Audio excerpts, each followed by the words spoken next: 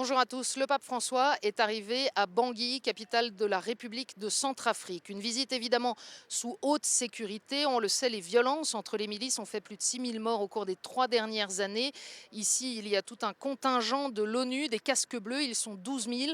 Également 900 soldats français de la force Sangaris. Beaucoup de sécurité donc, très présente, très visible, très dissuasive, mais une atmosphère plutôt détendue, il faut le dire aussi. Pas de menaces particulières, d'autant que chacun des partis en présence sur le territoire de Centrafrique a promis de ne pas gâcher la fête. Et la population s'est massée nombreuse et heureuse au bord des routes pour saluer le pape François, venu alors que beaucoup avaient craint que cette visite soit annulée.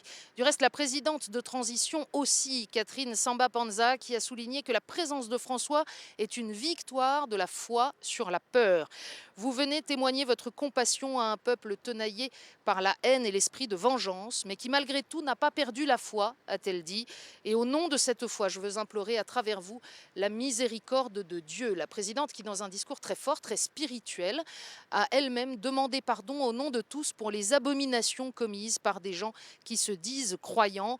Après toutes ces souffrances, a-t-elle dit au pape François, vous apportez votre réconfort, mais aussi l'espérance que le souffle de la paix que vous apportez demeure en Centrafrique. Et François s'est présenté lui-même dans son premier discours ici, intégralement lu en français, comme un messager de paix et un apôtre de l'espérance et de la miséricorde. Il s'est rendu juste après l'accueil officiel dans un camp de personnes déplacées. Il y en a plus de 400 000 dans le pays, un camp tenu par le Haut Commissariat des Nations Unies pour les réfugiés à la paroisse Saint-Sauveur.